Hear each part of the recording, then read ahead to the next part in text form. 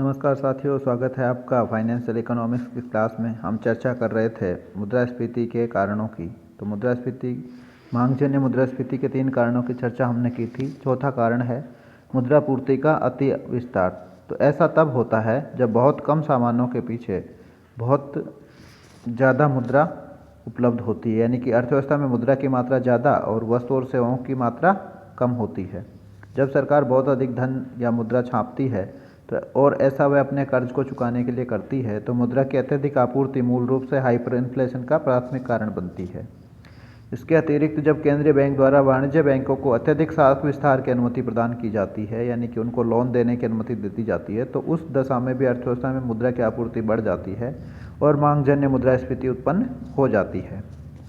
Next कारण है उदार राजकोषीय नीति। सरकारी खर्च केनेशियन अर्थशास्त्र सिद्धांतों के अनुसार मांग को बढ़ावा देता है। उदाहरण के लिए सैन्य खर्च सैन्य उपकरणों के लिए कीमतें बढ़ाता है।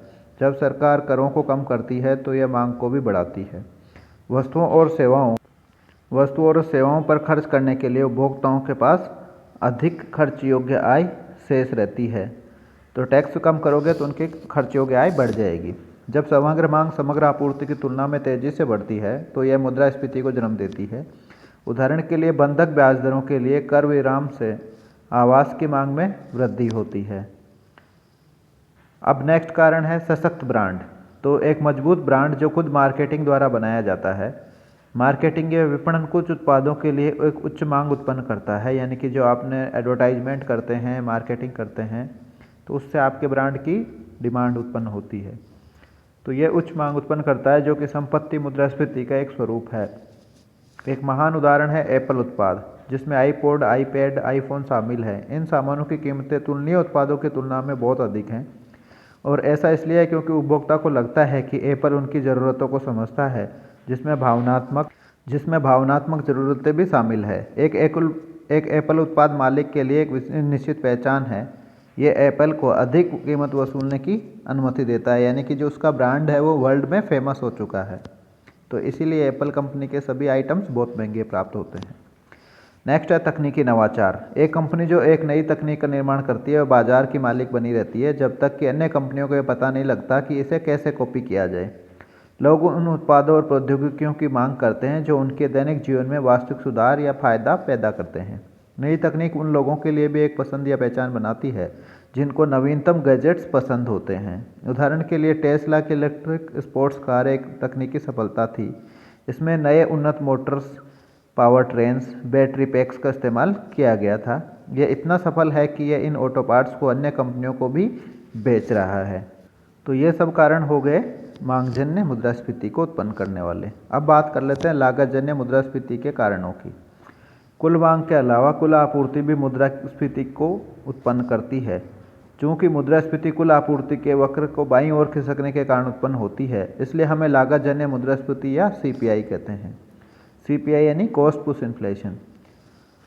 सीपीआई आमतौर पर गैर मौद्रिक कारकों से जुड़ी हुई होती है। उत्पादन की लागत में वृद्धि के कारण सीपीआई उत्पन्न होती है। तो ये क्यों उत्पादन में लागत में वृद्धि कैसे हो सकती है? कच्चे माल की लागत में वृद्धि हो जाए या मजदूरी की दरों में वृद्धि हो जाए तो उसके कारण से उत्पादन की लागत बढ़ जाएगी।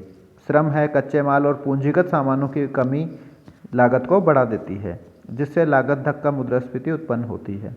आपूर्ति के घटक उत्पादन के 4 कारकों का भी हिस्सा है। लागत धक्का मुद्रास्फीति केवल तभी हो सकती है जब मांग अपेक्षाकृत बेलोचदार हो, यानी कि मांग जो है बेलोचदार होनी चाहिए, तभी कॉस्ट पुश इन्फ्लेशन उत्पन्न हो सकती है। बेलोचदार मांग तब होती है जब लोग किसी वस्तु या सेवा की कीमत बढ़ने के बावजूद उसको खरीदते रहते हैं, यानी कि कीमत बढ़ जाए तो भी उसकी मांग में गिरावट नहीं आती है। तो इस स्थिति में मांग बेलोचदार होती है। लेकिन जब मांग लोचदार होती है तो लोग ऊंची कीमतों पर भुगतान नहीं करेंगे, यानी कि कीमत बढ़ते ही वस्तु की मांग घटा देंगे। वे उस वस्तु या सेवा को कम खरीदते हैं या उस वस्तु की प्रतिस्थापन वस्तुओं को खरीदने लगते हैं या उनका उपभोग करने लगते हैं, और जो मूल वस्तु उसका उपभोग ही बंद कर देते हैं। हालांकि वेतन वृद्धि से श्रमिकों की उत्पादकता में भी वृद्धि हो सकती है। यदि ऐसा होता है तो एएस वक्र बाईं ओर की बजाय दाईं ओर खिसकेगा, और यहाँ हम मानते हैं कि मजदूरी में वृद्धि के बावजूद उत्पादकता में वृद्धि नहीं होती है। इसी वजह से एएस वक्र बाईं ओर खिसक जाता है। लागत में इस तरह की वृद्धि को उत्पादों की कीमतों में वृद्धि के रूप में उपभोक्ताओं पर स्थानांतरित कर दिया जाता है। यानी कि लागत में बढ़ी हुई तो कीमतों की वस्तुओं की कीमतें कंपनियां बढ़ा देती हैं। बढ़ती लागत को बताती है और बढ़ती लागत बढ़ती कीमतों की ओर ले जाती है और फिर ये बढ़ती कीमतें फिर से ट्रेड यूनियनों को उच्च मजदूरी की मांग करने के लिए प्रेरित करती है। इस प्रकार मुद्रास्फीतिकारी मजदूरी और कीमत का दुष्चक्र शुरू हो जाता है और इससे क्या होता है, समग्र आपूर्ति वक्र बाईं ओर शिफ्ट करता रहता है। तो ये एक कारण बन गया बाईं ओर एएस वक्र के खिसकने का। इसे ग्राफिक रूप में प्रदर्शित किया जा सकता है, जहाँ AS1 प्रारंभिक समग्र आपूर्ति वक्र है। पूर्ण रोजगार चरण से नीचे यह AS वक्र धनात्मक ढलान वाला एक वक्र है जो आप देख रहे हैं। AS1 ढलान से जा रहा है, फिर ये Y ऐप पर ये सीधा AS ऊपर की तरफ चले जा रहा है और पूर्ण रोजगार स्तर पर यह पूर्णतः बेरोजगार या ऊर्ध्वाधर हो जाता है। AD1 AS1 वक्रों का कटान बिंदु E1 है, जहाँ पर मूल्य स्तर OP1 निर्धारित होता है। अब समग्र आपूर्ति वक्र बाईं ओर खिसक जाता है, AS2 हो गया लागत वृद्धि की वजह से। कुल मांग में कोई परिवर्तन नहीं हो रहा तो नया संतुलन E2 पे आएगा, जहाँ AS2 काट रहा है AD1 को। तो उत्पादन तो घट करके Y2 हो गया और कीमत बढ़ करके P1 से P2 हो गई। इसी तरीके से अगर मान लीजिए कि और उत्पादन लागत में वृद्धि हो गई तो AS3 में स्थिति में बाईं ओर खिसक गया।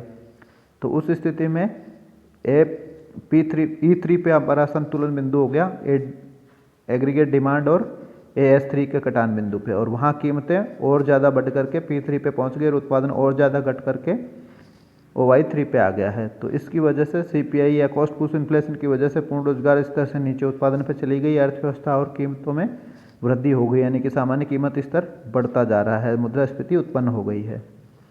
तो मुद्रास्फीति उत्पन्न होने के कारणों का डिटेल्ड स्टडी अपन कर लेते हैं। यह लागत कारक हैं जो कीमतों को ऊपर की ओर ले जाते हैं।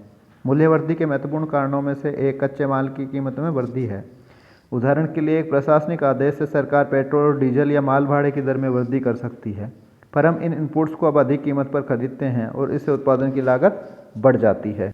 इतना ही नहीं, CPI को या कॉस्ट पुश इन्फ्लेशन को अक्सर अर्थव्यवस्था के बाहर से आयात भी किया जाता है। ओपेक देशों द्वारा पेट्रोल की कीमतों में वृद्धि से सरकार को पेट्रोल और डीजल की कीमतें बढ़ाने के लिए मजबूर हो जाएगी और इन दो महत्वपूर्ण कच्चे माल की जरूरत हर क्षेत्र के परिवहन क्षेत्र को, उत्पादन क्षेत्र को होती है। और परिणाम क्या होगा, नतीजा निकलेगा कि परिवहन लागत में वृद्धि से सामान्य मूल्य स्तर में तेजी से वृद्धि होगी। इसके अलावा कॉस्ट पुश इन्फ्लेशन को मजदूरी पुश मुद्रास्फीति या लाभ पुश मुद्रास्फीति द्वारा भी बताया जा सकता है, प्रेरित किया जा सकता है। तो ट्रेड यूनियनों द्वारा मुद्रास्फीतिकारी कीमत वृद्धि के खिलाफ मुआवजे के रूप में उच्च मौद्रिक मजदूरी की मांग की जाती है।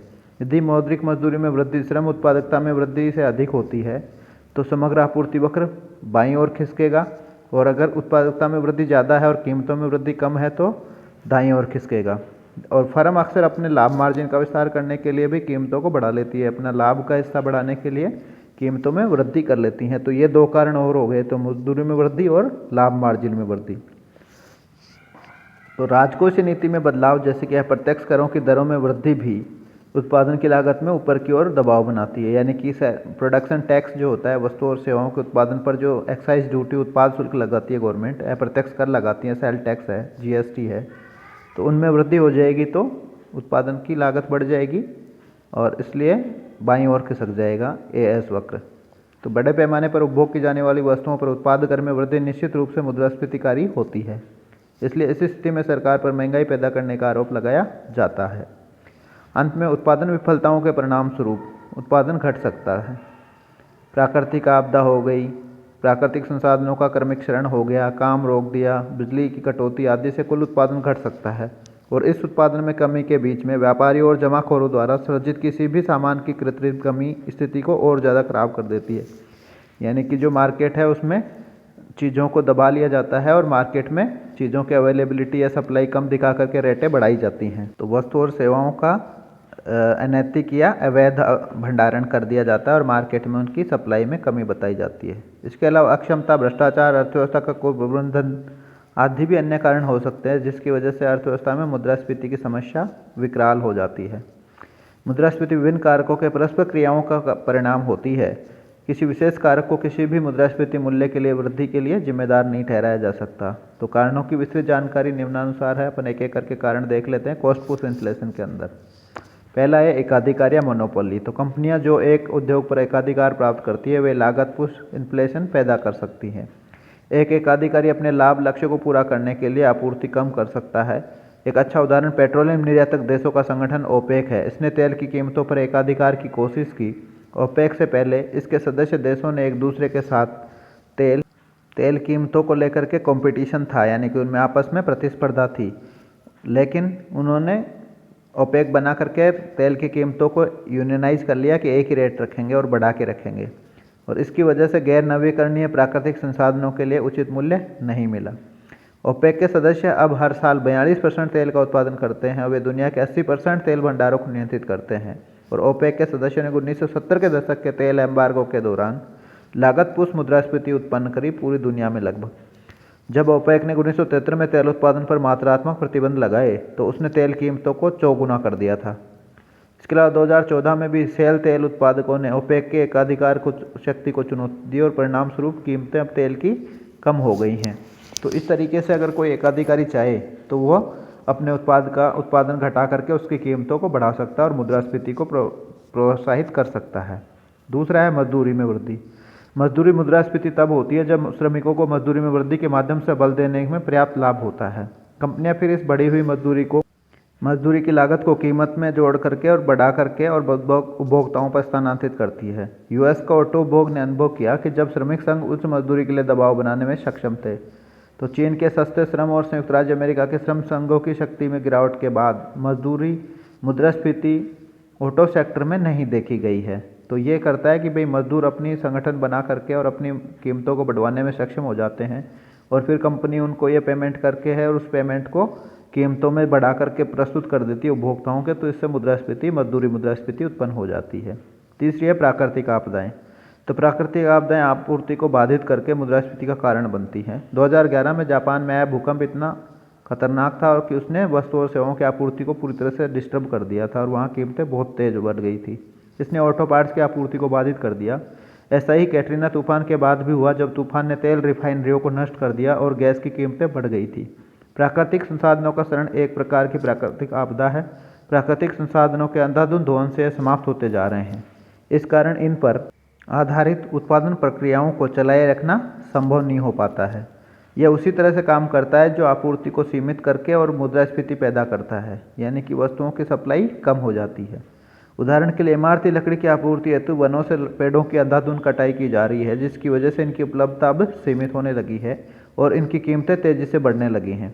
इसी तरह भवन निर्माण में उपयोग होने वाली रेत, जो कि नदियों के पेंदे से निकाली जाती है, इसकी रेट भी आसमान छू रही हैं। आज आप देखेंगे जो रेती आ रही है मकानों के निर्माण में काम आती है, वो बहुत महंगी मिल रही है, क्योंकि उसका स्टॉक जो है बनने की क्षमता है वो लिमिटेड है, उसका यूज बहुत ज़्यादा हो रहा है। तो उसकी मांग बढ़ने की वजह से उसकी सप्लाई लिमिटेड हो गई, उसको खोद लिया लोगों ने, निकाल लिया पूरी बजरी, तो अब वो उपलब्ध ही नहीं है, तो उसकी रेटें बढ़ गई हैं।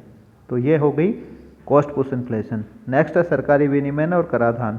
एक कारण सरकारी नियमन और कराधान भी है। ये नियम कई अन्य उत्पादों की आपूर्ति को कम कर सकते हैं।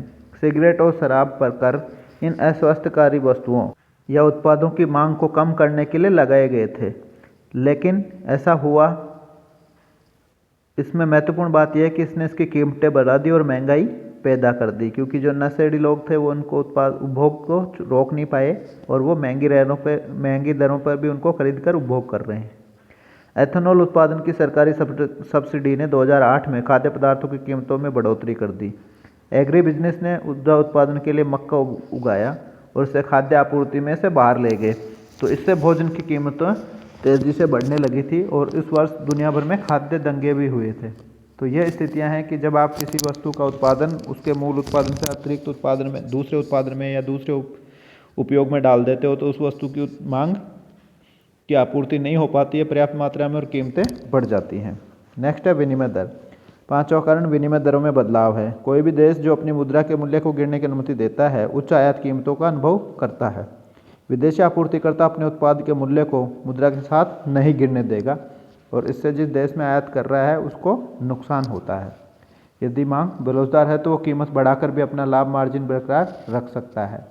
तो खासकर विकासशील देशों के आयात जो होते हैं वो बेरोजगार मांग वाले होते हैं, इस वजह से उनको समस्याएं आती हैं। मुद्रास्फीति के प्रभावों की चर्चा करेंगे अगले वीडियो में। धन्यवाद।